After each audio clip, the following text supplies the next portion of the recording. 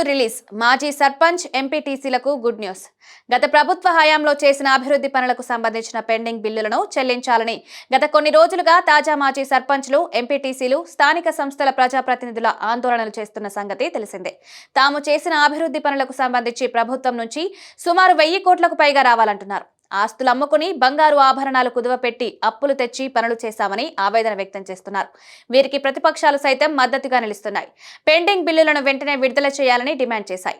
ఈ నేపథ్యంలో మాజీ సర్పంచ్లకు తెలంగాణ ప్రభుత్వం తీపి కబురు చెప్పింది. డిప్యూటీ సీఎం మల్లు భట్టి విక్రమార్క కీలక ప్రకటన చేశారు.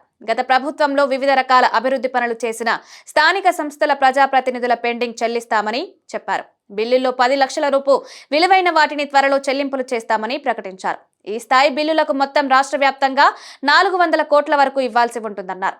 బీఆర్ఎస్ ప్రభుత్వ హయాంలో ఈ ప్రజాప్రతినిధులు 2023 డిసెంబర్ 7 నాటికి చేపట్టిన పనుల పెండింగ్ బిల్లులకు సుమారు 1300 కోట్ల వరకు చెల్లించాల్సి ఉందని భట్టి తెలిపారు. ఈ బిల్లుల పెండింగ్ కు కారణమైన బీఆర్ఎస్ నేతలు ఇప్పుడు ఎంత తక్కువ మాట్లాడితే అంత మంచిదని హితవు పలికారు. గత ప్రభుత్వ పెద్దలే స్థానిక సంస్థల్లో ప్రజాప్రతినిధులతో పనులు చేయించి ఆ బిల్లులు పెండింగ్ లో పెట్టి వారిని వీధిపాలు చేశారని ఆరోపించారు. వారి ఇబ్బందులకు కారణమైన బీఆర్ఎస్ నేతలు పెండింగ్ బిల్లుల కోసం రోడ్లపైకి వస్తాం, ధర్నాలు చేస్తామని ఇప్పుడు ప్రకటనలు చేయడం ఎంతవరకు సమంజసమని ప్రశ్నించారు. పెండింగ్ బిల్లులను విడతల వారీగా చెల్లిస్తామని స్పష్టం చేశారు. ఇక తెలంగాణలో ప్రధానమంత్రి కిసాన్ ఊర్జ సురక్ష ఏవం ఉత్థాన్ మహాభియాన్ పథకం కింద రైతుల పొలాల్లో సోలార్ పవర్ ప్లాంట్ల ఏర్పాటుకు నిర్ణయం తీసుకున్నామన్నారు. ఈ మేరకు అవసరమైన అనుమతులు ఇవ్వాలని అధికారులను ఆదేశాలు జారీ చేసినట్లు తెలిపారు.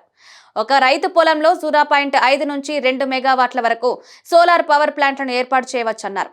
రైతు, సహకార సంఘాలు, పంచాయతీలు సైతం ఈ పథకం కింద దరఖాస్తు చేయవచ్చన్నారు.